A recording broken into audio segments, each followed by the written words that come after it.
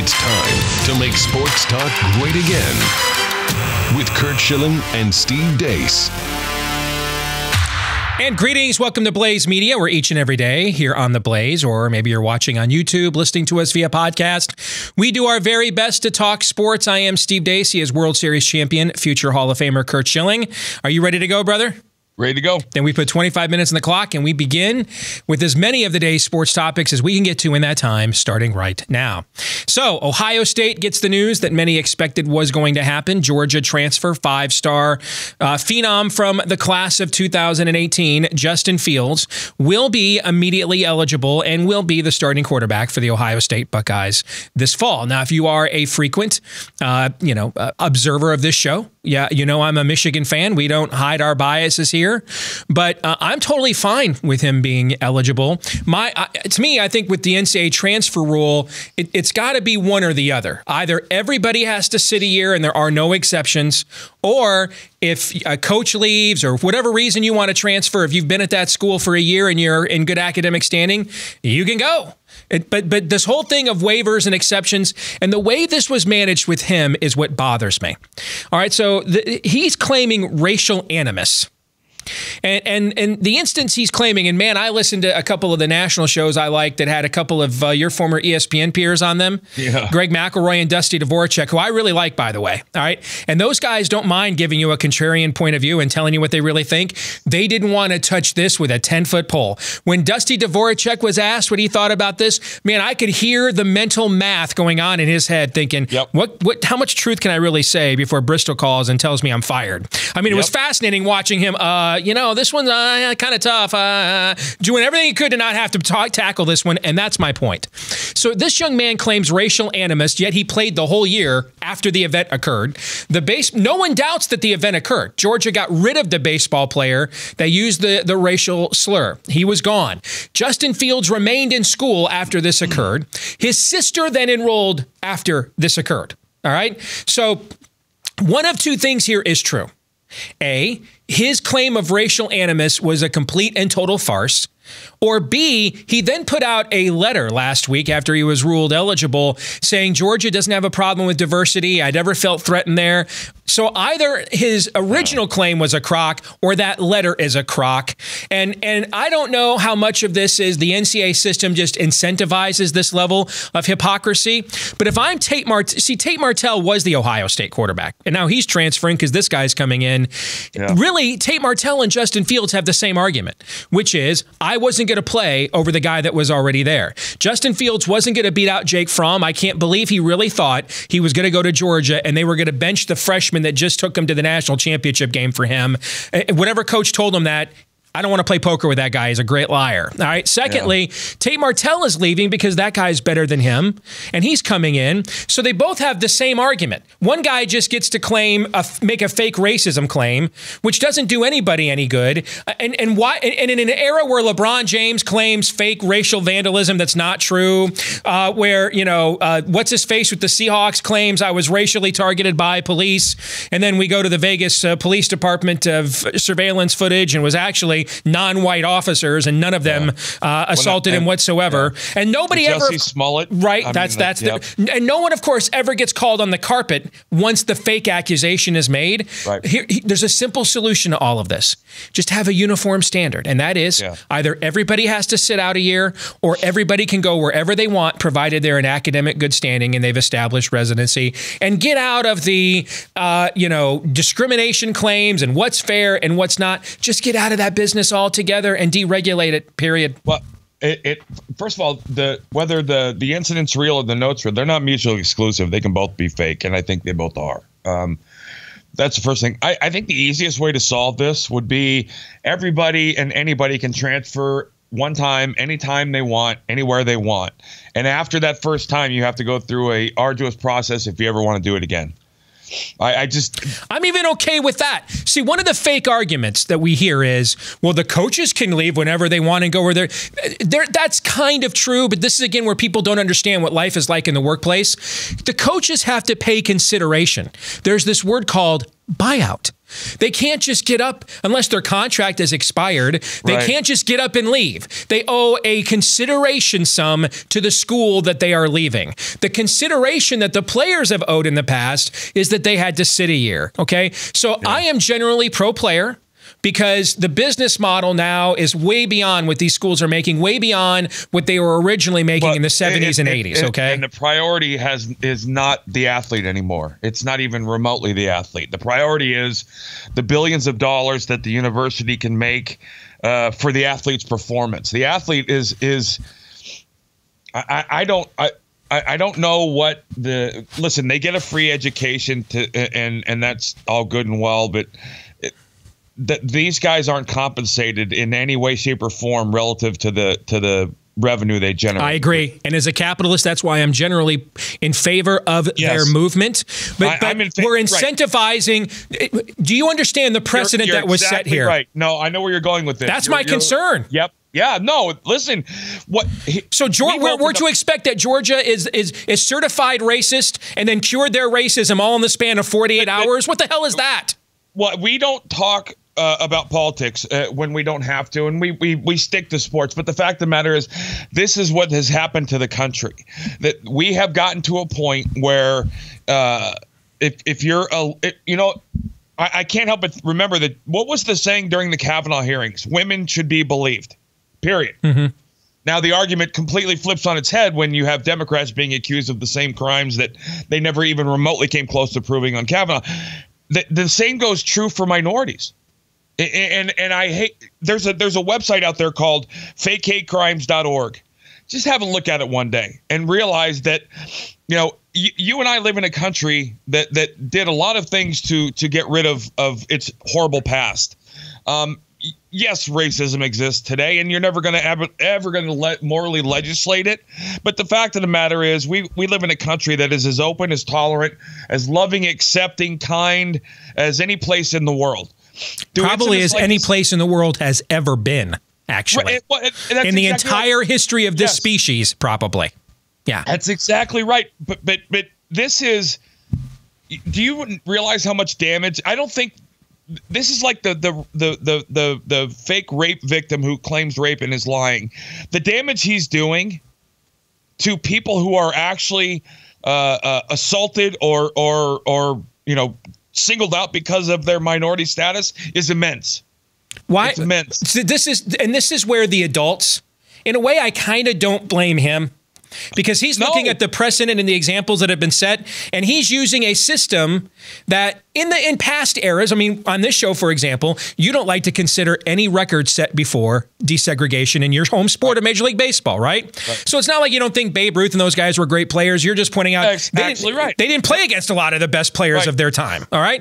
And so in the past, this was a system that was, we had systems in place in this country, particularly in states like Georgia, frankly, which were designed specifically to inhibit people that looked like him for no reason whatsoever, just because of the way they looked. Now we are swinging the pendulum so far the other way that now it gets reversed. Okay. Right. And the precedent that, and so what we've told this young man is he can't tell the truth. And the truth is this. The truth is that the coaches at Georgia, most of them white, sold him a bill of goods and told him as the number 2 quarterback behind Trevor Lawrence, he was going to come in and compete right away. All right. That was never going to happen.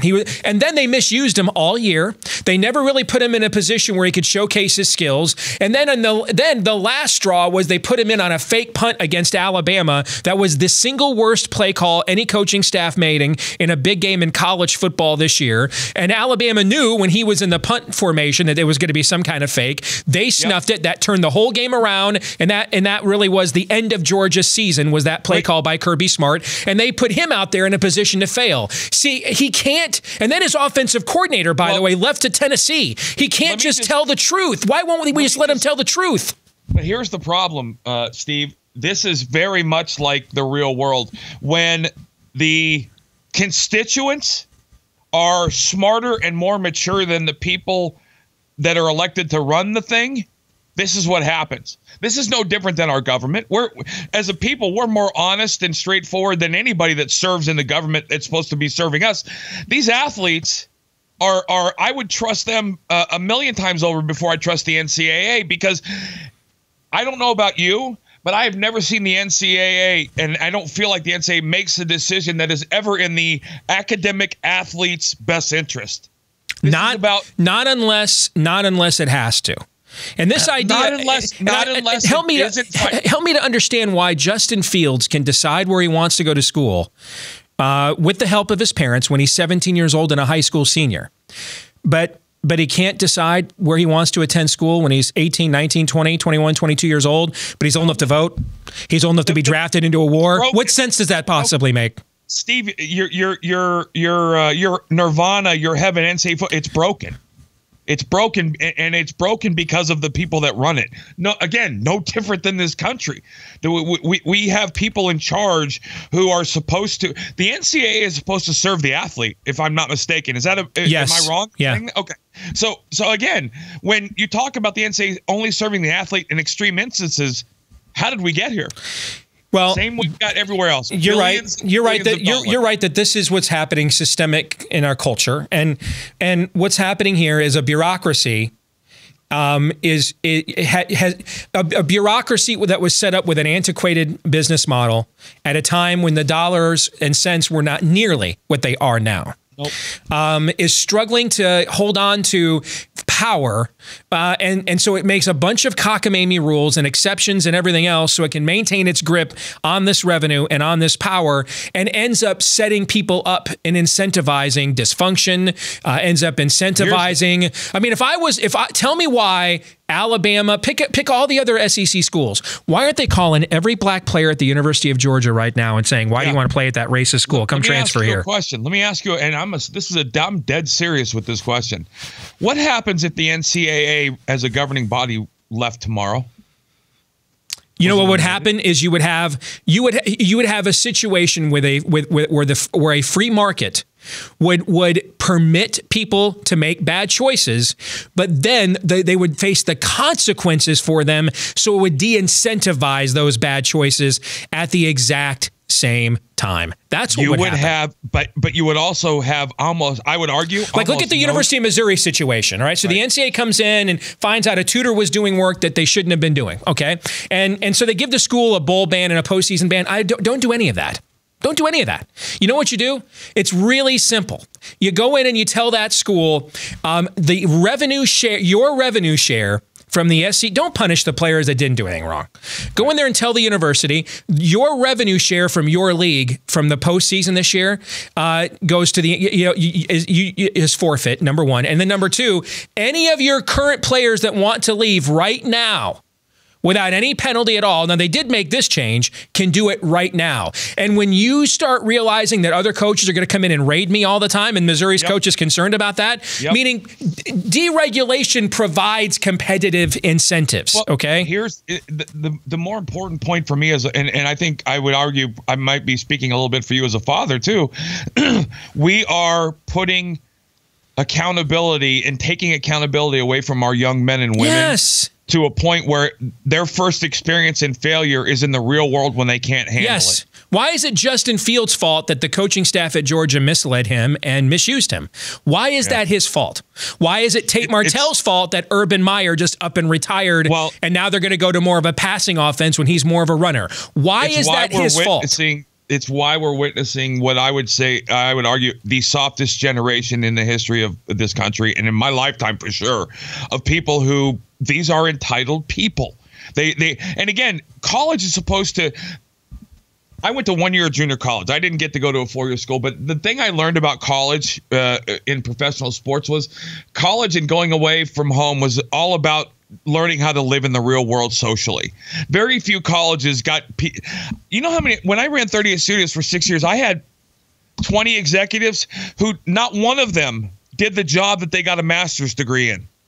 You don't know what you want to do the rest of your life when you're 21, or very few people do. And there's always exceptions. But the fact of the matter is, this is an age when you're supposed to be able to experience life's failures, and somebody's there to pat you on the ass and pick you up and get you off the ground and teach you how to live the rest of your life. Because the day you leave college, the world stops being fair.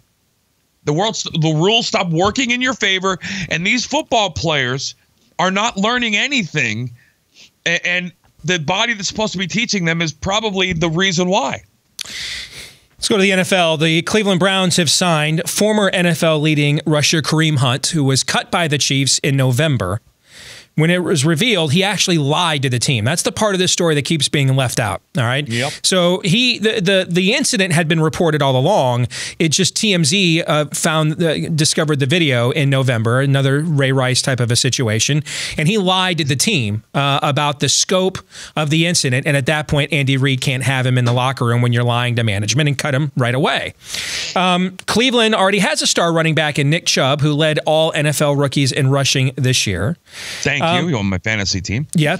And you know what? I had Kareem Hunt on my fantasy team before he was cut. I did too. I had his backups, and I'm going to tell you, there was no drop-off in production with Spencer Ware and Damian Williams whatsoever. I think running back is the most overrated position in the NFL. I know you and I have already argued about Le'Veon Bell. No way I'd pay him $15 million. Right. No way in the world. I don't agree with this. I don't agree with that. But I've been dying to talk to you about this because of the stories that you've told and your past. Mm-hmm. And let me give you my perception of this. First of all, I saw the video. I don't think there's any comparison between what Kareem Hunt did and any other domestic abuse case that I've seen in the NFL. And here's why. This is if I'm not mistaken, the video is security camera from a Vegas casino, the hotel hallway in the Vegas casino. I have no idea. You have no idea, and nobody has any idea what was going on before that we see the footage. Okay? I don't know if these were call girls trying to extort money. I don't know if they were friends. I don't know. I don't know who was drinking. I don't have any idea. I'm not condoning what he did. But what he did compared to what we've seen other people, the Ray Rice thing, I don't think there's any comparison, number one. And number two, we are a country of second chances. And listen, I think putting your hand on a woman as a man is the most cowardly thing in the world you can do. But I've seen him do and say everything you want people to do and say that are in this situation trying to fix their lives.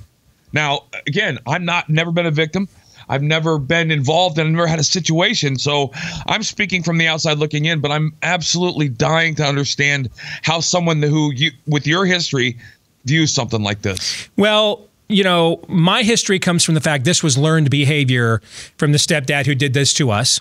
Right. And he just passed on to us what the abuse his father had done to him. Okay. And so this is often learned behavior, or it's an anger management, a sin issue that you've not dealt with in your own life. Let me interrupt you, though. I get it. It's a learned behavior, but there are learned behaviors that morally, ethically, physically are wrong, right? Yeah. I mean, listen, there's no doubt in my mind that your stepfather was abused and all things that with that. But he knew when he was doing it, what he was doing was in every way, shape, or form morally reprehensible and wrong.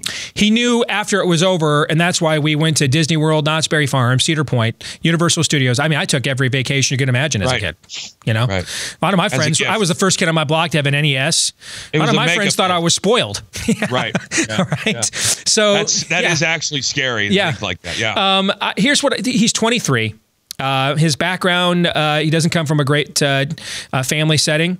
I don't believe anybody owes a debt to society necessarily. I believe in restitutional justice, the way we used to do it, which is if you broke, Annie M's window playing baseball, you paid for her window. Restitutional, that's the biblical model. That's what I believe. Right. And then I believe once restitution is made, unless you have committed a capital offense, then the goal is to get to restorative justice when you have shown earnestly you're interested in making restitution. Right, which is making it right. That's what restitution means.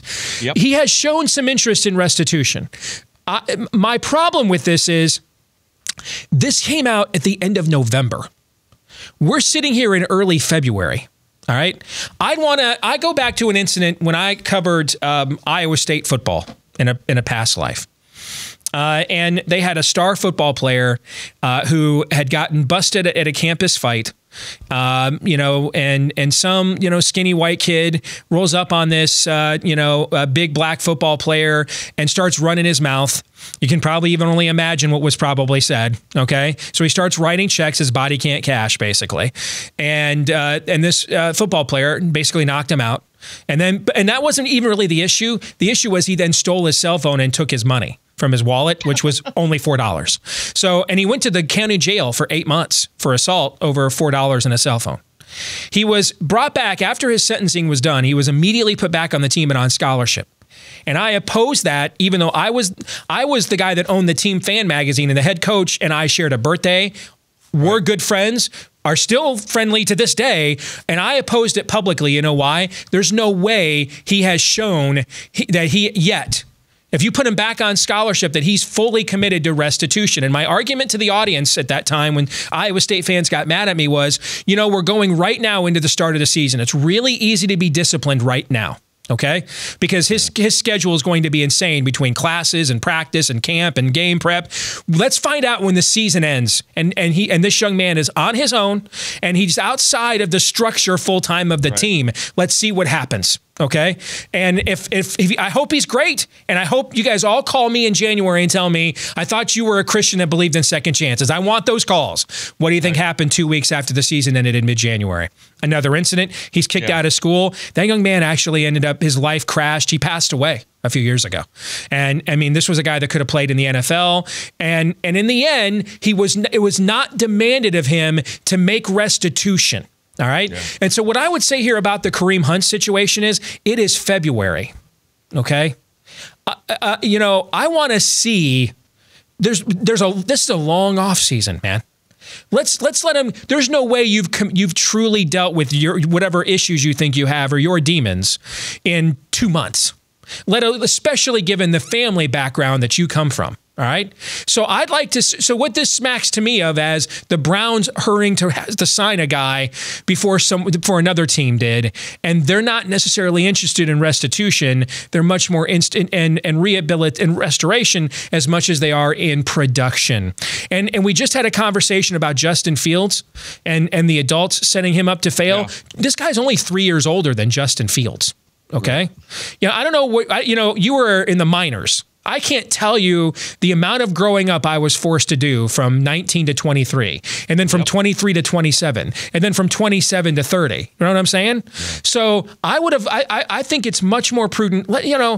There's not a game for 200 some odd days. How about let's get through a winter time. And let's see if he's disciplined. Let's see if he keeps his hands to himself. Let's, rather than immediately, the season was over for 2 weeks. And they go and sign him. Now, he's going to get suspended by the league. My guess is he might be suspended for half the next season anyway. Right. Okay? But there's no way just 2 weeks after the season ended that you have no human being has adequately dealt with their issues in that time frame. This is all about Cleveland jumping first. Everybody else would have jumped on this. There's no doubt in my mind. And again, I think you're talking about the Ray Rice thing is probably one of the more disturbing things I've ever seen in my life. I mean, that was while I understand domestic violence, I've never seen it like that. And and I don't. Again, I think this situation's entirely different. But this is the world we live in, right? I mean, it's all about the dollar. This is the Browns were cited. They just handcuffed in a sense Kareem Hunt to Nick Chubb.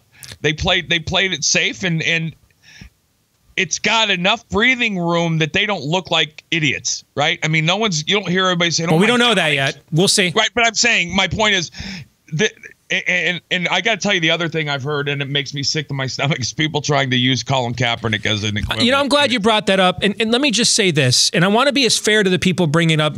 I don't want to just assume everybody who disagrees with me is a straw man hack like the other side does to people like me all the time. Let's assume you earnestly believe this for just a second. All right, we got a minute and a half. That's probably good, so we don't belabor this point, okay?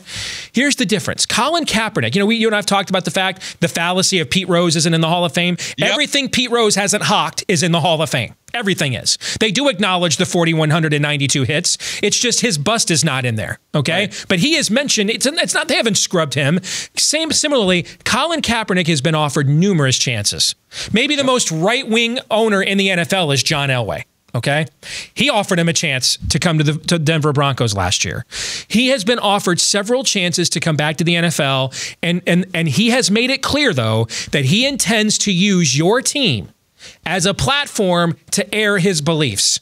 Okay, and here's the thing: is Kareem Hunt going to use the Cleveland Browns as a platform to promote domestic violence? No. Colin Kaepernick isn't satisfied with just being your quarterback. And you know what? You can speak to this much better than me. I've covered locker rooms. You've been in them. But the mishmash of beliefs, worldviews, behaviors, identities, and now you're going to have a guy in there who's not just any guy, but he's the most important position on your team, writing very provocative things, and now everybody's got to answer for it all the time. He has made it clear he's not content with playing football or even doing this in the offseason or away from the team on his own personal Twitter account. He demands that he brings his beliefs into your locker room and on the field of play, and you provide him a platform for those beliefs. If a guy's got 100 QBR, you put up with it, but with an 89 QBR, you don't. That's just the reality. It's Manny Ramirez. It's Manny Ramirez. In a way, yes. If you're not going to hit 325 with 35 and 148, the team is not going to put up with the extra curricular BS, and that's exactly what this. And the thing that makes me more mad, and you didn't even hint at it during the last minute and a half, he's not good enough. He's not good enough. He's not good enough for what baggage he brings to the table. He's better than a 75. I disagree with that. He's better than 75% of the backup quarterbacks in the NFL right now. No, if you look at the numbers right now, the problem is he's not good enough for what he demands you accept with him. Okay? In a way, you know what this is similar to? It's similar in a way. It's the inverse of Tim Tebow. I remember I was writing for WorldNet Daily at this time. WorldNet Daily actually ran an article that said the Broncos lost to the Seahawks in the Super Bowl because God judged them for cutting Tim Tebow. They literally ran the article. All right. And so you got to ask yourself, if I'm an NFL team, do I have people doing imprecatory prayers out in front of my office as if we sign Tim Tebow and cut him? Likewise, if you sign Colin Kaepernick and cut him, are you a racist on Twitter for the next 3 months? Absolutely. So you can't risk that then. That's just the reality. You're not. You have to be 10 times more valuable than the baggage you bring. And that's true at any position of any player. Hey, the same thing happens here at my job. You know, I'm not necessarily inclined to be a joiner. I'm not necessarily inclined to kind of look the other way when whoever the Republican star of the time is does something dumb.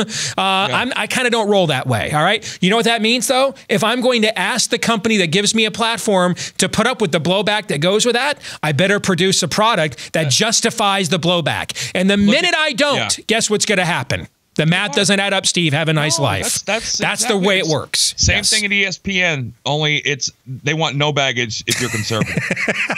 Curt, we'll see you tomorrow, brother. Take care. All right, buddy. Take care.